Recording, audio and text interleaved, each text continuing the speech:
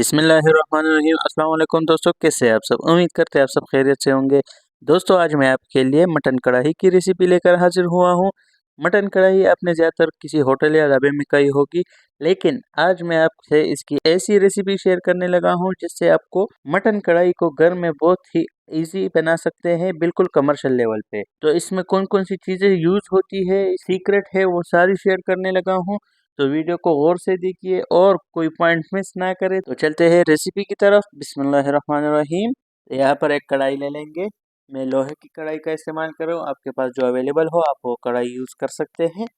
लेकिन लोहे की कढ़ाई का कमाल ये है कि इसमें अगर आप कढ़ाई बनाएं तो वो बिल्कुल कमर्शियल लेवल पर आ जाती है। उसका जो जायका है, जो टेस्ट है, वो बिल्कुल कमर्शियल हो जाता है।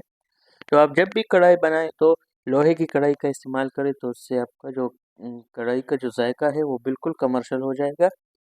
तो कढ़ाई लेके उसमें घी या ऑयल ऐड कर लेंगे। अगर घी अवेलेबल है तो ज़्यादा बेटर है, नहीं तो आप ऑयल का भी यूज़ कर सकते हैं। मैं अभी ऑयल यूज़ कर रहा हूँ। तो ये तकरीबन 200 ग्राम ऑयल इसमें ऐड कर लेंगे। इसमें ऑयल ज़्यादा जाएगा। ऑयल ऐड करके इसको अच्छी तरह से गर्म होने दें। हमेशा जब भी मटन आप बनाएं ऑयल को पहले गर्म करें, ताकि जो मटन है ये अच्छे से फ्राई हो सके। हमारा ऑयल अच्छे से गर्म हो गया है, अब इसमें मटन ऐड कर लेंगे। मैंने तकरीबन 1.5 kg मटन लिया है, आप कम ज़्यादा ले सकते हैं। मटन ऐड करके इसमें नमक ऐड कर लेंगे, ताकि जो नमक का जायका है ये कढ़ाई में अच्छे से आए और ये नमकीन कढ़ाई बन जाए। तो इसमें नमक पहले से ही ऐड करना है। मैंने तकरीबन 2 टेबल स्पून नमक लिया है, आप टेस्ट के हिसाब से ले सकते हैं। और फ्लेम को हाई करके इसको तकरीबन 15 मिनट के लिए हाई फ्लेम पर पकाना है और साथ साथ चम्मच चलाते रहें, ताकि मटन का जो पानी होता है वो रिलीज होना शुरू हो जाए। तब तक आपने इसको पकाना है। मटन की बहुत ज़्यादा जो रेसिपीज़ है वो यूट्यूब पर अवेलेबल है, लेकिन जो मैं ये रेसिपी बता रहा हूँ ये बिल्कुल कमर्शियल रेसिपी है, बिल्कुल जो होटलों और ढाबों में बनती है वही रेसिपी है। तो ये तकरीबन 15 मिनट हो गए हैं। अब इसको ढक देंगे तकरीबन 20 से 25 मिनट के लिए, ताकि जो हमारा मटन है ये अच्छी तरह से गल जाए। और फ्लेम को मीडियम कर लेंगे। तो ये तकरीबन हमारे 25 से 30 मिनट हो गए हैं। अब इसको चेक करते हैं। तो ये आप देख सकते हैं इसमें अभी भी काफ़ी पानी है। तो इसको फ्राई करेंगे ताकि जो पानी है ये खुश्क हो जाए। तो ये तकरीबन 8 से 10 मिनट के लिए हमने मीडियम फ्लेम पर इसको मज़ीद कुक किया है, ताकि इसका जो एक्स्ट्रा पानी है वो खुश्क हो जाए। अब इसमें टमाटर ऐड करेंगे। मैंने तकरीबन 1 kg टमाटर लिया है, 1.5 kg मटन है, तो उसके हिसाब से 1 kg मैंने टमाटर डाले हैं इसमें बीच में से काट के। अब इसमें कुछ स्पाइसेस ऐड करेंगे, ज़्यादा स्पाइसेस ऐड नहीं करेंगे, बस थोड़े नॉर्मल से 1 टेबल स्पून इसमें चिली फ्लेक्स ऐड कर लेंगे और साथ में 1 टीस्पून इसमें रेड चिली पाउडर ऐड कर लेंगे। अगर आप सादा नमकीन गोश्त बनाना चाहे तो इसमें स्पाइसेस ऐड ना करें, इसको स्किप करें। और अगर आपको थोड़ा स्पाइसी पसंद है तो आप इसमें स्पाइसेस ऐड कर सकते हैं। टमाटर ऐड करके इसको अच्छे से मिक्स करके इसको ढक देंगे तकरीबन 8 से 10 मिनट के लिए लो फ्लेम पे, ताकि जो टमाटर है ये अच्छे से गल जाए।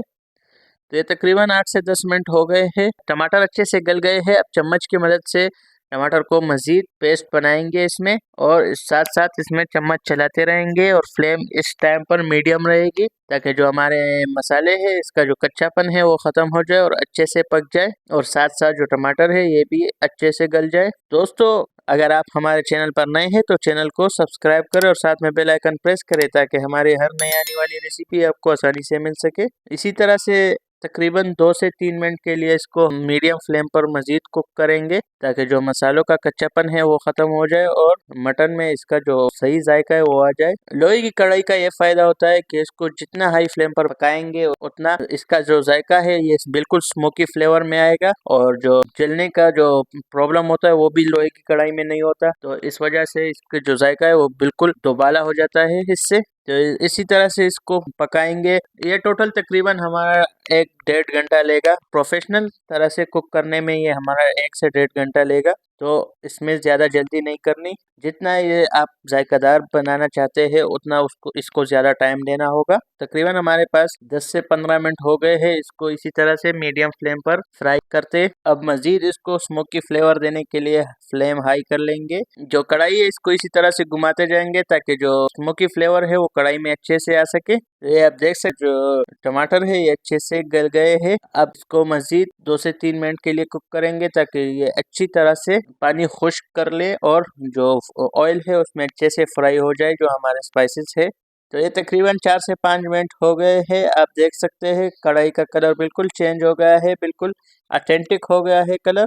जिस तरह आपको होटलों और रेस्टोरेंट में कढ़ाई मिलती है, बिल्कुल उसी स्टाइल की कढ़ाई तैयार होने वाली है। तो ये आप देख सकते हैं हमारा जो मटन है ये बिल्कुल अच्छी तरह से गल गया है। अगर आप ये रेसिपी ट्राई करेंगे तो यकीन कीजिए आप मुझे दुआएं देंगे, क्योंकि घर में सिर्फ आपकी वाह वाह होगी। ऐसी रेसिपी मैं आपके साथ शेयर करने लगा हूँ। तो हमारा मटन तकरीबन रेडी है। तो इसका जो पानी है ये बिल्कुल खुश्क हो गया है। इसमें बिल्कुल पानी नहीं छोड़ना आपने। जो मटन कढ़ाई है इसको बिल्कुल खुश्क करना है।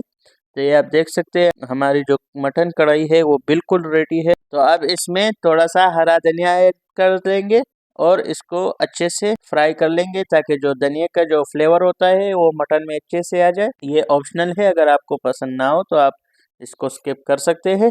साथ में थोड़ा सा अदरक ऐड कर लेंगे और हरी मिर्चें बीच में से काट के, ताकि इन सबका टेस्ट इसमें आ सके। और इसको 2 मिनट के लिए हाई फ्लेम पर इसी तरह से कुक करेंगे और चम्मच चलाते रहेंगे। तो ये हमारे पास 2 मिनट हो गए हैं। अब फ्लेम को बंद कर लेंगे और इसकी थोड़ी सी गार्निशिंग कर लेंगे। गार्निशिंग में थोड़ा सा हरा धनिया ऐड कर लेंगे, ऊपर थोड़ी सी हरी मिर्चें और अदरक ऐड कर लेंगे बारीक कटा हुआ। साथ में थोड़ा सा नींबू ऐड कर लेंगे। तो ये हमारी कढ़ाई बिल्कुल रेडी है, जिसे आप चरसी कढ़ाई भी कह सकते हैं, मटन कढ़ाई भी कह सकते हैं।